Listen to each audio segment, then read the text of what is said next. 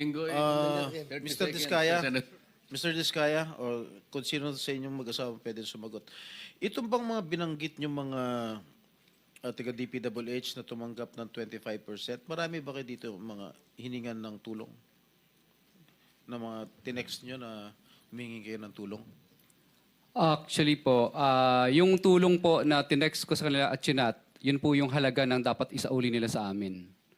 Opo, na balanse pa po. Iba kasi yung pagkakaintindi ko sa mga text mo ron sa mga ibang pinag-text nyo na messages, wala ka na raw pera sa bangko, na-freeze na raw yung pera nyo sa bangko, kaya nangihiram kayo ng 30 to 40 million pambayad sa abogado. Am I correct? Yes po. O, bakit iba yung sinasagot Yes mo po, sa opo. akin? For example po, yung katulad po kay Kong Arjo Atayde po, bali 60 million po ang sinabi ko sa chat ko. Kasi 60 million po yung pinababalik ko sa kanya. Pinababalik mo sa kanya. Na Anong klaseng chat ito? pera po. Na pera po. Na ibinigay mo kay Congressman Atayde, ganun ba? At sa tatay po niya. Sa tatay niya? Opo. Well, hindi. Okay. Doon sa mga ibang tinext mo, kaya nyo, katulad ni Congressman Atayde, tumulong ba? Binalik ba? Hindi po, nakiusap po na... Yung tenor ng text mo, doon sa yung pinabasa sa akin, hindi yun ang tenor mo eh. Ang tenor ng text mo, humihiram ka ng pera dahil wala ka na raw kapera-pera, na-freeze na raw yung pera sa bangko, at kailangan mo ng pambayad ng abogado. Correct? Yes po, Your Honor. Pero hindi mo pinapasoli kung ano yung dapat isoli. Hindi po. Bali, utang po ang dating ng tema ng dating ko, pero pinasasauli ko po yung mga kinuha nila sa akin. To read the text that you forwarded to one of the officials of the DPWH? Yes po, sige po. Gusto mo? Yes po, lahat po. Tinext ko sila lahat, napakarami po nila. Opo, napakarami po nila.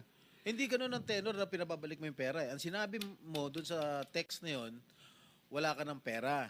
Ibig sabihin, kung hindi ba sila tumulong sa'yo, idadawit mo sila rito. Hindi po, hindi po. I'm not defending them, ha? Mr. Chair, ano po, bali ang ginawa ko po, lahat po itong mga gumamit po sa amin, tinext ko. Tapos, gusto ko lang pong malaman sa kanila na kahit isa po sa kanila ay walang tumutulong sa amin ngayon at kami po ay kinukutya ng buong publiko. Kaya tinesting ko lang po sila kung maaasahan po ba sila. Dahil nung panahon po na ginagamit nila kami, ay patuloy po kaming bigay ng bigay po sa kanila. So, mapapasin niyo po, kahit isang reply, nagtataguan lahat, hindi nila kami binilikan. Hindi naman po namin talaga kailangan mangutang sa kanila. May pera pa naman po kami. Pero tinesting ko po sila, sabi ko, ganito pala itong mga manggagamit na to. Nakakasama ng loob. Mabuti pa, ano po, tawag dito, mas mabuti pa na, ano na lang po, pangalanan ko na lang sila. Dahil una, ginamit nila kami, pero sa panahon nung kami naman ang nangailangan, talaga namang pinabayaan po talaga nila kami o hindi sila malalapitan. At katunayan, iba po doon sa mga tinat ko, may mga, ano pa po, undelivered, ano pa po, obligations. Okay, we have overshoot our time limit. I'm sorry, lumampas na po tayo ng about 3 minutes. Kailangan po nating mabakit yung area for our session by 3 o'clock. Anyway, we will have another... 30 seconds sa akin. Okay, 30 seconds, 30 seconds. Thank you. Thank you, Mr. Chairman. Miss Asali Santos, ibig mong sabihin, yung nakuha mong pera na bayad sa'yo, binawasan ng 2.8% ni Wawaw. Tapos, binawasan mo ng 3%, ibig sabihin 5.8%. Ay, hindi po. Hindi lang, 5.8% ang nabawas sa pera. So, ibig mo bang sabihin, 90... Ring yun dito sa atin. Give me a good reason why I should not cite you in contempt. Ilahad mo. Sino ang contact mo sa DPWH? Actually po si Engineer Bryce Erickson Hernandez po. Anong binibigay mo sa kanya? Yung, ano po, yung ginagamit po yung lisensya ko. Yung, Saan niya ginagamit ang lisensya mo? sa ano po, DPWH po. Yung po mga project po niya. So, pinagagamit mo lisensya mo kay Bryce. Yes po, Your Honor. Bryce, ano ang masasagot mo? Kagaya nga po nung sinabi ko kanina, Your Honor, si Sally po, pagka nakakolekta, dinadala po sa office ko yung mga pera, nakabox po, nakasil po siya lahat. Hindi ko po ginagalaw dun yon at pinakukuha po ni boss sa opisina ko. Sino si boss? Boss Henry Alcantara po. Magkano binibigay mo, Miss Sally? Your Honor, marami po. Minsan po 245 million. In cash? Yes, Your Honor. Dinadala mo yung 245 million sa DPWH, sa opisina sa DPWH? Actually, Your Honor, putol-putol po yun. Minsan po 100. Even though, 100 million? Yes, Your Honor. Ano yun? Ilang maleta yun? Saan mo, Nasa- saan mo nilalagay yung 100 million? Nasa box po, Your Honor. Isang balikbayan box? Hindi magkakasya yun. Hindi po, marami pong boxes po, Your Honor. Anak ng pating, hindi ba nakikita ng mga empleyado ng DPWH may dala-dala kang kahon na palagay ko, I assume, alam nila na pera yun. Yes po, Your Honor. Nakikita po nila, sigurado po ako yun. This is outrageous.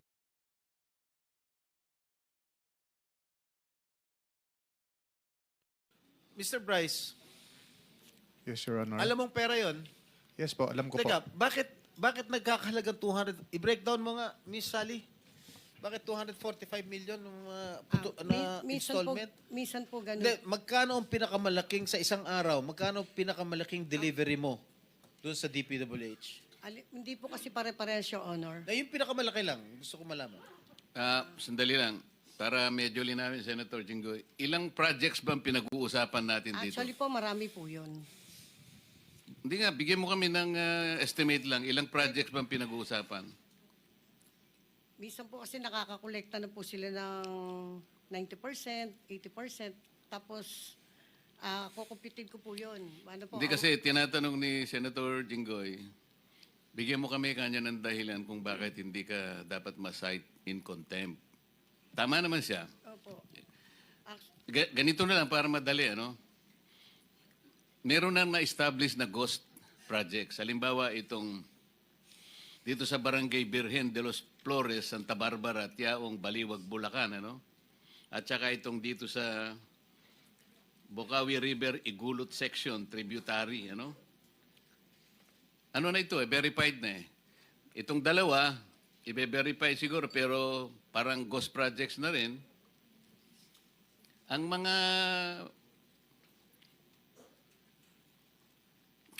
value nito talagang malaki yan. Kung kamukha nito, itong dito sa Barangay Birhen, 49,499,000. Yung isa, 96,499,000. Tapos yung dalawa, 77 million. Another 7. Halos pareho pa yung value eh. 26 pesos lang ang difference eh. Nakakapagtaka talaga ito. So dito sa apat na proyektong ito, ito ghost ito eh. Magkano ang napunta sa inyo? Actually po, Your Honor, 3% lang po yun. Yung royalty. 3% ang nakuha mo, di ba? Ngayon si Mr. Arevalo, 2.8%. Kung ito'y ghost projects, pag tiningnan mo to, mahigit halos 300 million ang pinag-uusapan dito eh. Kung 3% ka lang, 2.8% si Arevalo, napupunta yung karamihan nito. 94.2. Kanino napupunta? Senator Jinggoy, ikaw na. Nawala ito rito, singit ka kasi nasingit eh. Bumabawi ka talaga. De, pero importante yung direksyon niya. Kailangan malaman kanino napunta talaga yung pera. Sige, boss. Ang tanong ko kanina, ano yung pinakamalaking amount na dineliver mo sa isang araw sa DPWH? Ang alam ko po is nasa 240. Sa isang araw? Saan mo putol-putol yan? Ay, di po. Pwede ko po ba makuha yung listahan ko po para... Hindi. Alam mo na rin yun, 240 million sa Apo, isang araw minsan na po- nakapag-deliver ka. Apo, minsan po kasi putol-putol, minsan na 145 tapos 100. So, ibig mo sabihin, it's more than 240 million. Am I right? Am I correct? Yes po. So, in totality, magkano na-deliver mo sa DPWH? Actually po, aawasin ko lang po. Just give me a ballpark figure. Kasi, syempre sumusulat ka, ito para kay Bryce, et cetera, et cetera. Syempre may record ka niyan. Hindi posible naman wala ka record. Laking halaga niyan. So, in totality, magkano yung na-deliver mo? Kasi po, depende po yung, Your Honor, dun sa ano eh. Minsan po, sa 10 project, total ko lang po yun. Tapos aawasin ko lang po yung... Hindi, sinabi mo kasi you delivered 245 million in one day. Yes, Your Honor. Ilang boxes yun? Marami po Ano yun, Your balikbayan box? Hindi po. Mga boxes lang po ng mga noodles, mga ganun, mga piatos, kung ano. Di mga 200 kahon yun kung... Actually po, Your Honor, sa 245, inahati ko lang kasi hindi ho pwedeng isang bulto. Minsan na yung sa 245, 100, tapos susunod na mga araw, 145. Mga ganun po. So, dun sa loob ng 3 taon, just give me a ballpark figure. May 1 billion ba na bigay mo? Sa isang araw po. Sa 3 taon. From 2022 to 20... As we speak. Meron naman po siguro. Meron naman po. Wow. 1 billion. Pag po pinagsama-sama po, Your Honor. Pag pinagsama-sama po yung collection po. Kaya nga. So, lahat yun nabigay mo kay Bryce? Yes, Your Honor. I'm just assuming. Siguro, Bryce, yan yung mga pinapatalo mo sa casino, no? Your Honor, kagaya pa ng sabi ko kanina, ang nagpapalaro po sa amin na yung boss ko, pera niya po ang ginagamit. I am not defending Mr. Alcantara, no? Just common sense lang, ano? Common sense lang. Bakit niya pahiram yung pera sa'yo para maglaro?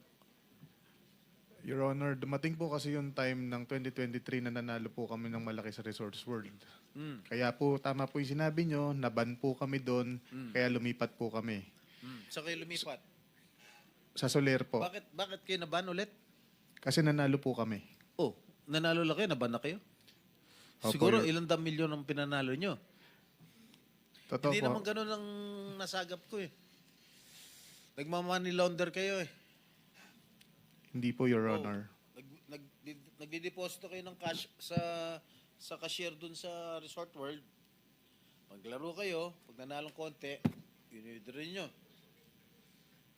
No? Minin, Hindi po, Your Honor. alam mo, huwag ka na magsisinungaling. Total naman, yung motion ba ni Senator Erwin, which I seconded, ano yun? Is it applicable right now? Is it going to be enforced after this hearing? Yeah. All right.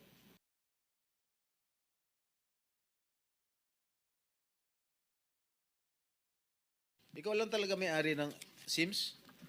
Yes, Your Honor. So sino-sino pa yung hiniram mo pera aside from Wawaw? Sorry, Your Honor. Actually po kasi syempre, meron na rin po kasi ako naipon. Tapos, Your Honor, nag-loan din po ako sa IAS noon. Sinala ko po. Nag-loan po ako sa IAS. Hiyas? Yes po. Nag-loan po ako na ng... Magkano yung loan mo? Nasa mga 7 million po. 7 million. Yes. But yung project mo, Pa? pero yung mga project mo, billion. How can you do that? Eh, Your Honor, hindi naman po ako namumuhunan po nung yung mga milyon na yun, Your Honor. Kasi po, yun po, hiniram lang po yung lisensya ko. Sila, Engineer Bryce po, yung gumagawa po ng mga proyekto na yun. Wala po akong kakayahan na mag-produce po ng ganong kalaking halaga na bilyon, na gano'n. Kasi sila po ang humiram ng lisensya. Okay. Sila po yung namumuhunan, hindi po ako. Ilan ang empleyado mo? How can you finish a project? Kadami-dami mo project. Kahit mag-joint venture pa kayo ng Wawaw. Ilan ang empleyado mo? Ilan ang construction workers mo? Actually po, Your Honor, mga 10 lang po. 10. Your Honor, sila Ha? na, actually, 10? Your Honor, sila naman po yung nagsasabkod Hindi. po sa Sampu akin lang eh. ang empleyado mo. Opo, Your Honor. Kasi hindi naman po ako kumukuha ng project, Your Honor eh. Sila po ang gumagawa. Sila po nagsasabkod. Itong Bryce, ang humihirap, ang gumagawa lahat. Yes po, Pinapahiram lang ang lisensya Yes, mo. Your Honor, pinapahiram ko lang po sa kanila. Lahat po na yun, sila po nagpapagawa. Sila po So kumuha ng hindi mga mo tao. alam kung ghost o substandard. Actually, Your Honor. Kaya ikaw nasisira. Yes po, Your Honor. Actually po, Your Honor, nagtiwala lang po ako sa kanila eh. Yun ang mali mo. Nagtiwala ka, pinahiram mo yung lisensya mo, hindi mo alam kung ghost yun o hindi, o substandard man yan o hindi, ikaw napuputukan. Kaya nga po, Kasi Your- pangalan mo. Kaya nga po, Your Honor eh. Kaya po pinagkatiwala ko po sa kanila eh. Iniisip ko po, sila po ba gagawa po ng ghost? Nasa DPWH po sila. Sila po eh mga hepe.